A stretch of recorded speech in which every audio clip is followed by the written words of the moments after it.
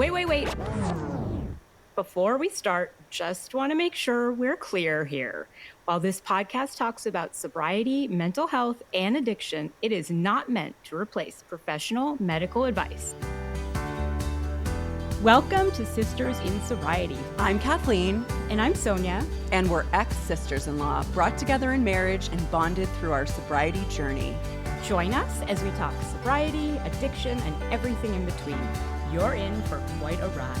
And for those of you looking for more content and a thriving community, don't forget to check out our Substack. It's packed with insightful articles, exercises, and resources. The link is in the show notes below.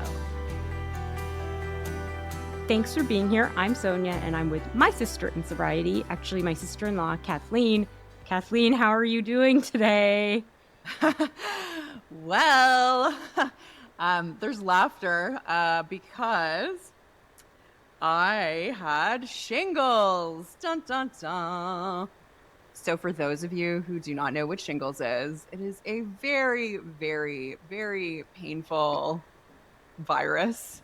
It results in a rash. It's actually the chickenpox virus. And so when you have chickenpox when you're little, it goes dormant and then it will come out through your nerves and cause a disgusting blistery rash. And mine was on my mouth and in my mouth. And it was really bad. It was in your mouth? I thought it was just on your lips. No, girl, no.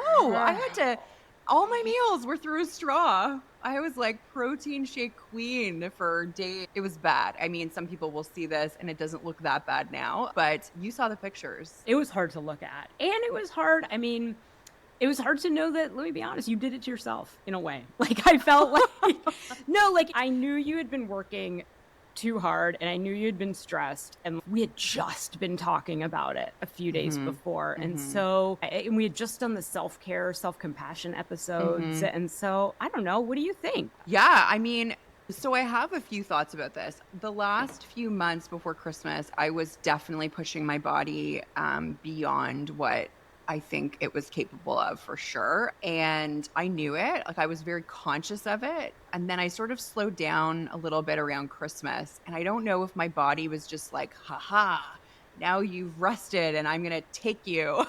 But regardless, I definitely need to slow down and I get it and I'm listening. And so I think that's the point is I knew I was stressed and I'm really taking steps to minimize some of the stress in my life. Some of it is just, it's going to be stressful. Like I'm building a practice right now. It's going to be stressful, but I can't take care of other people if I'm not taking care of myself. So yeah, I really locked down in terms of like what I'm eating. So I'm really careful not to put junk in my body. I'm sleeping a lot right now. I am reducing the amount of commitments I have and some things I can't reduce. But yeah, it was a big wake up call for me. And I did it to myself for sure. My New Year's resolution was to listen to my instincts more, like my body and my mind. And so what you just went through is like a really good wake-up call too for me to listen to those things. Your body does tell you. I don't know why, but the last few nights I've been going to sleep at 9 o'clock and waking up at 7 o'clock. So I've been sleeping like an obscene amount, but obviously that's what my body wants. I don't think I'm being lazy. No. And I think where it was a challenge for me is I knew my body was telling me, but I was like, I just need to push through for the next few months. And, I have a milestone in April and I was like, I just need to push through. And I knew it. I knew that I was working 7 days a week and I was working, 12 to 16 hours a day. And that's over now. That has stopped. And I mean, listen, you know me, I have a hard time slowing down, but it's happening. I never want to go through that again, ever. It was horrible. It was so horrible. We're not in our 30s anymore. No. Lady. Like, it's one thing I do remember working that much when I was in my early mid-30s, and it's just different. But what's interesting is that we were talking about values today, which I know you love a good value. I do love a good value. I sure do. It fits in a little bit with what you've been going through. And so, yeah, I think it's important to realign yourself with your values when you get sober or you're starting to get sober. And I know we've both experienced pretty major value shifts in our lives. Mhm. And in sobriety, reconnecting with your values is a really, really important step. So often, when there is an unhealthy relationship with any substance, it means that people are acting in a way that is conflicting with their core values. And so that can lead to guilt and shame and a sense of the loss of themselves. So I generally say to my clients when I see them, if there's disharmony in your life in some way, it's usually because you're not living in alignment with your values. And it doesn't necessarily mean that we live exactly in alignment with our values all of the time, but it does mean that when there is something that's not flowing in your life, I would look at your values and that. So, Sonia, how would you define values? Yeah, I really think that they are guiding principles that shape your behavior and they give your life direction and meaning. And they're really personal and they vary a lot from person to person. And some examples of values that might help listeners start thinking about values and defining them for themselves are like ambition, authenticity, courage, friendship, growth, independence, learning. And then there are others like success, wealth. And so, just from those few, you can see how you can have a shift of values even within yourself. So, how would you define values? Yeah, I define them very similarly. So I believe that personal values are your core beliefs and principles that really guide your behavior and decision making. And that's a really important thing, the decision making. So when you know what your values are, and most people have never sat down to think about what are my values, but when you know what they are, you're able to base decisions on them as well. So really they're deeply held convictions about what is important in your life, and it can influence what your priorities are, what you how you take action on things, how you interact with other people. The important thing is that and I'm laughing as I say this because I wasn't really living into my values as I got my shingles, but living into your values means that we do more than say what our values are, we practice them. So we walk our talk. And when we're clear about what we believe and what we hold as important to us, then we take care that our intentions, our words, our thoughts, and our behaviors are aligned with those beliefs. Sonia, how can listeners start to define their values? Yeah, so you know too, I need practical ways to do things. And so if someone told me, let's just think about your values, I have no idea what to do. It's too vague. And this is actually something you had me do a year and Hmm. a half, 2 years ago. And it was so helpful. And so you said to me before I was going to bed one night, reflect on your past experiences. So think about moments in your life where you felt truly happy, fulfilled, or proud. What were you doing? Who were you with? And then the opposite, think about times where you were really unhappy or dissatisfied and what was missing and what was out of alignment. So I did that and that was super helpful. And then the next step was I just made a list of what was most important in my life. So those broadly can be like family, career, health, spirituality. So as you reflect on these aspects, you look for underlying themes. So if you value family and friendship, a core value could be connection or relationships. Another thing I do, and I talk about this a lot, is consider your ideal self. Like who is that person that you know you could be and what traits does that person have? And for me, of course, I journal about it and the values exercise, the one that you made me do, I actually look at pretty frequently. And it's just important to know it's not straightforward, especially when you're talking about recovery, where you're also navigating some other pretty significant personal changes. And it takes some quiet time with yourself and some courage to face uncomfortable truths about who you have been and who you want to be. And it's a really, really important step, though, to living an authentic life. How do you think listeners can define their values? Well, first off, like I mentioned, I don't think that we can just assume that we know our values without taking some really concentrated thinking time and reflection about it. So I guide my clients through what you described, what I gave you. It's called a peak experience exercise. That's what I call it. And so we think about what your peak experience was. And usually I say to my clients, it's the first thing that comes to mind. Where did you feel that you were most aligned with who your true self is or was? And then I have my clients tell me about that. And so you could journal about that. You can journal about what that experience was, and then look for some of the values in that story. So I will often pull those out with my clients as they reflect back that story to me. I'll be like, oh, well, you were with people. Do you value connection? Or so, yes, definitely in that way. I also really recommend worksheets, and there are many out there. For our listeners, we are going to link one in our Substack. If you want to look at a values worksheet, then definitely check out our Substack. But I think that it's helpful to have a list and to choose from, because sometimes it can be really hard to think of all these values, and there's so many. And, I generally ask my clients to come up with 6, and then I narrow it down even further to 2. So I definitely have 2 core values that I try to live by and that really guide my decisions. Sonia, what do your values give you? I think for me, they really give me a sense of direction, especially in situations where I'm unsure. And they really keep me sober too. So when I think about that person that I want to be and what qualities they have, that's what I need to be that version of myself. And so I would say I have a few core values that really do help me stay sober and help me make the right decision for me in those tough situations. For example, if I want to have a drink, I play that tape forward, and if that person doesn't align with who I want to be.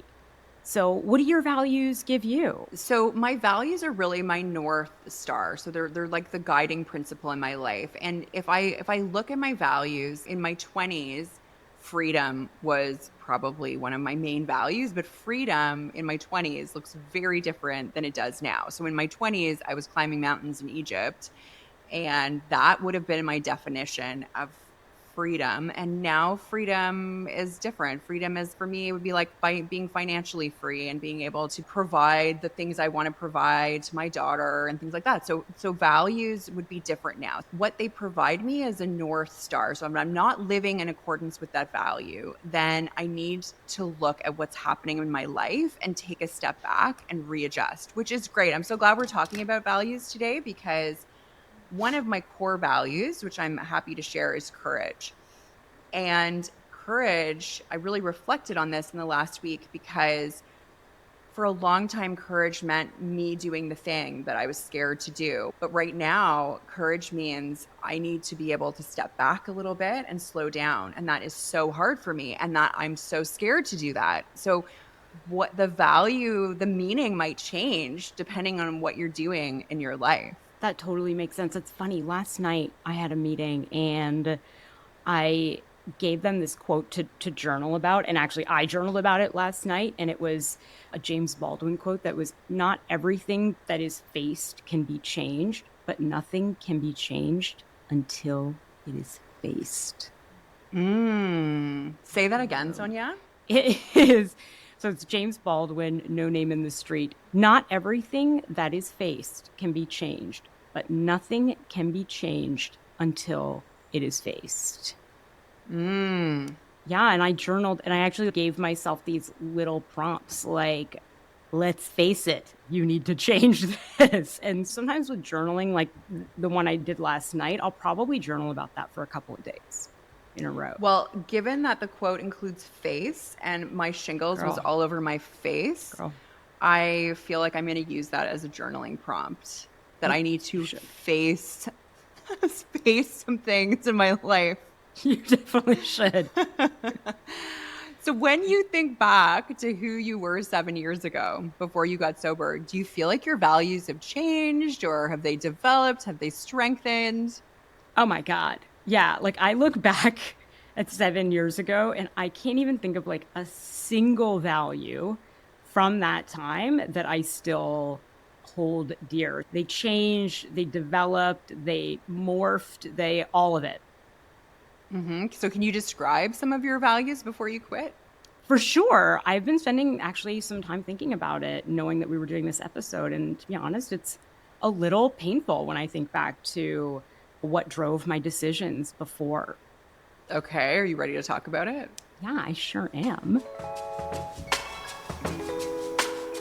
So I was really just given my values by my parents, and there was really only one, and it was success. And so academic success, professional success, financial success, and all of it was achieved by direct comparisons to other people.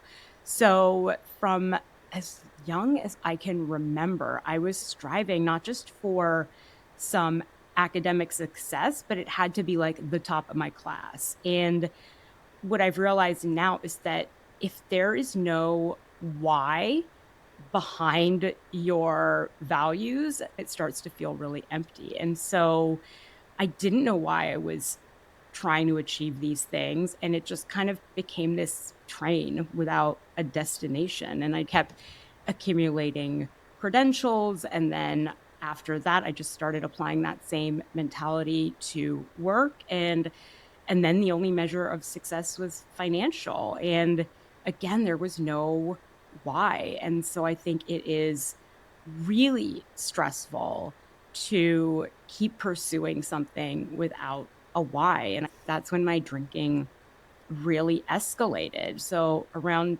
2010, I had really distanced myself from people, from you guys, because I was so busy and I really didn't want any more responsibility.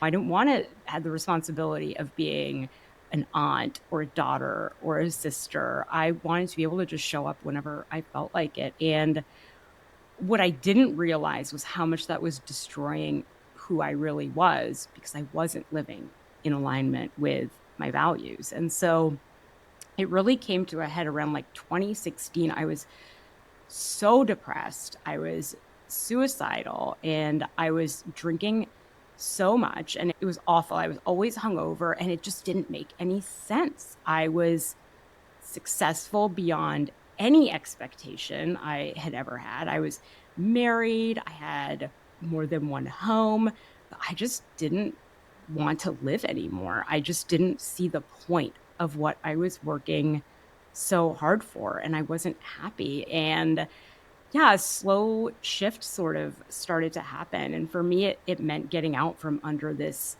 crushing amount of work. And so luckily we were able to sell the practice and I had that space to get sober and realize how much alcohol had been hurting me. And that is when my values really started to shift. And I knew what I'd been doing wasn't working, but I didn't know why it wasn't working until I got sober.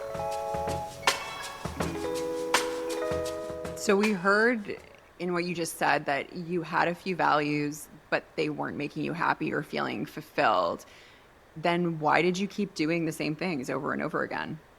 Yeah, I think I didn't know any better. And I think a lot of us do this, especially those of us who struggle sometimes with self-worth issues, is that you take on the values of people you're close to without really evaluating them. And so, I had people with much stronger opinions around me and much stronger personalities, like my parents, my husband. And so, yeah, and I had gone through some really tough things in my life, and I just wanted to be numb. And embracing values like that for me, financial success, wealth, those things let me be numb. And so if you think about how many times you hear people say like, "Oh, I threw myself into work to distract myself."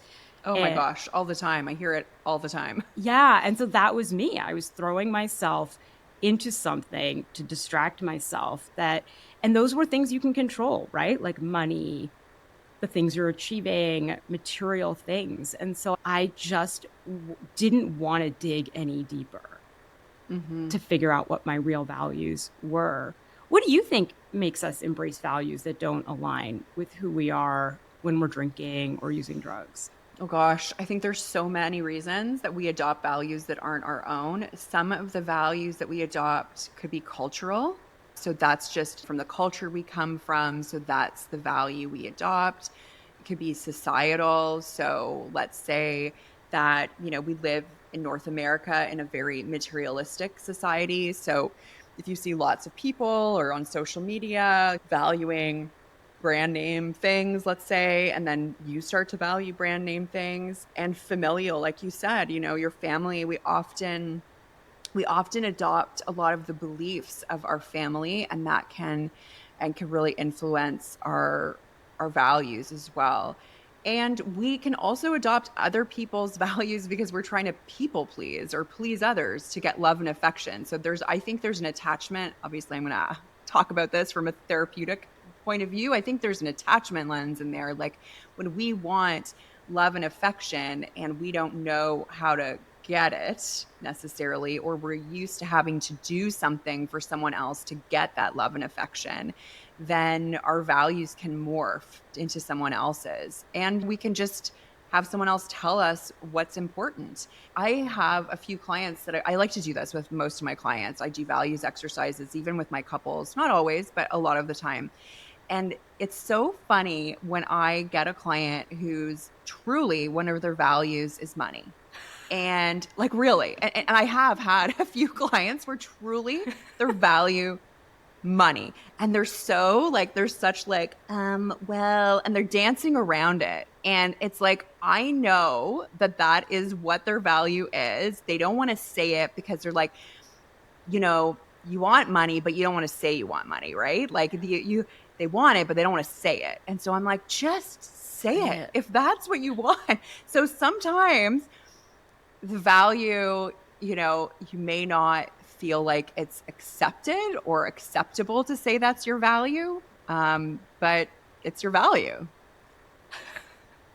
You're laughing. I mean, it is funny because it's like, I think we both know I have an ex-husband that's his core value. Yeah, but he would say it. He would say it. I was just thinking the same it. thing. He would 1,000%. He would be like, it's money. Yeah. Like that would be his first one.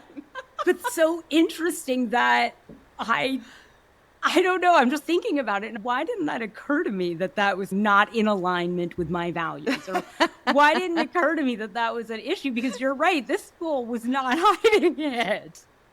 No, he was not. This guy was living his value. He was living his value hard. Can you imagine what he's doing now that he ditched me? He's probably like living it all over the place. Right? You probably balance that out because, and here's listeners, this is a tidbit of interesting. I think I've told you this before. Because when you were with your husband and his value is money, I assumed that was your value. So we would go on these cucaracha vacations. Like I'm talking like beyond luxury. Okay. And it was because it was his value. And you're like, yeah, let's take it home and watch the Great British Baking Show and da da da. But it was only after you split up that I realized, oh my gosh, that's not Sonia's value. So do you miss the crazy vacations? The best time in my life, I was living on a beach in Mexico in a tent. I've stayed in questionable places all over the world because I don't mind traveling like that.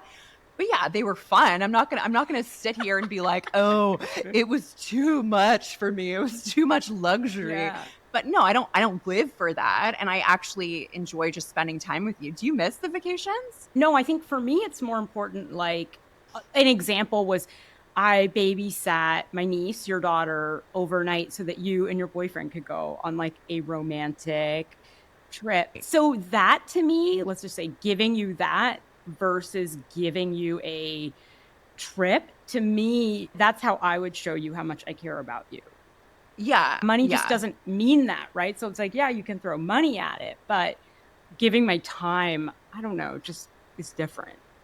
Yeah, I do appreciate, like, I remember once you came to, I hadn't gone away. I wanted to go see my grandmother. And yes, my grandmother's still alive. She is a 95-year-old firecracker. And I wanted to go see her with my boyfriend. And Sonia's dog was really sick. And she like did not sleep and then like drove through the night basically to get to me to be able to look after my daughter so I could just go away for a few days. And that meant so much to me. I can't even tell you. So I would say, and I know we joke about this about my ex too, like, so in that case where the dog is sick and he would have just hired somebody, Yeah, been yeah, like, he would have. yeah, he would have figured it out with money. But that is interesting. Oh, this poor guy, we just make fun of him all the time. Yeah, There we was this time, do. remember when we were driving to Toronto and we stopped at a rest stop and he just didn't like the rest stop. Like, he was like, this is disgusting. He's like, can we chop her out of here? Yeah, he was like, we could be in Toronto in like 30 minutes, or we could spend another 4 hours driving and have to stop at another rest stop. And is there a way we could chop her out of here? Yeah. Oh my gosh. Yeah. And I remember I was still married and you guys came to visit and you slept in my daughter's room. And then the next time he was like, we need to stay at the Four Seasons. And I was like, what? And I was so like, oh my gosh, is my house not good enough?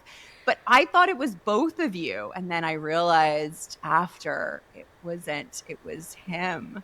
Yeah, and that to me, that's another value thing. It was embarrassing to me. He did that a few times when it came to my family. He didn't want to stay at my parents' house either because he didn't like the temperature they kept it at. And so I was like, let's go to the Four Seasons. And I'm like, I don't think you know the way I grew up, like how it would look to say to my parents, thanks for dinner. We're going to go to the Four Seasons now. Yeah, interesting. The things you see in hindsight, the things you Isn't see. that brilliant? The things you see in Yeah. hindsight. Can you tell us about how your values, the process of how your values changed? Did it happen all at once or when you got sober or over time? How did it happen?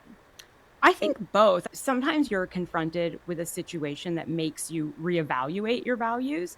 And then I think sometimes you wake up one day and realize that you've been changing all along. Yeah, and I know we're going to do a whole episode on relationships, but your most significant relationships changed as a result of this shift in values, right?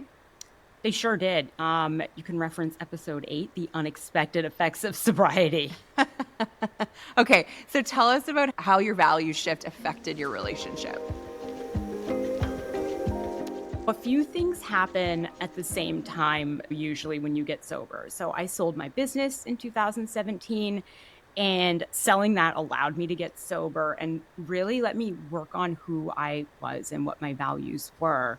And one of the first things I did was work on my relationships with my family. So you, my brother, my nieces, and it came from this really deep need for connection. And I would say that's one of my core values. And after a few months of figuring out how to move through the world and social situations sober and like waking up and feeling amazing on the weekends, I really also started to feel this immense gratitude. And I would say that's one of my other core values. And so when I'm in a bad place, I really do remind myself how lucky I am. I look back at my journal and there'll be like tear stains on like entries when I'm going through a bad time. And I'm still like, but I know how lucky I am to have my sister-in-laws and my nieces and these two adorable dogs. And so I really do, I every time I feel myself sort of sinking into a hole, like I'll let myself sink, but at the end we'll be like, but I'm so lucky. And so I think that's a huge value for me. And then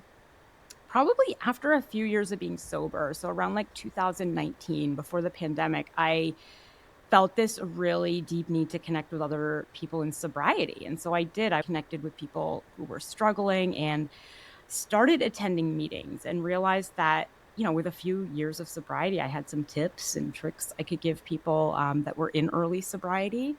And then finally, 2022, I was confronted with my divorce. And that really was one of those situations that made me reflect on my values. And so I really had to figure out why my ex and I were no longer compatible. One of my values was fidelity, marriage, commitment. And so I did not want to admit that I was not compatible with my husband at the time. But when I look back and like the things that we joke about now, for sure, right? Those old values that I may have had, one, they either weren't really mine, but they just sort of like drifted away in sobriety, right? Like the money, Mm-hmm.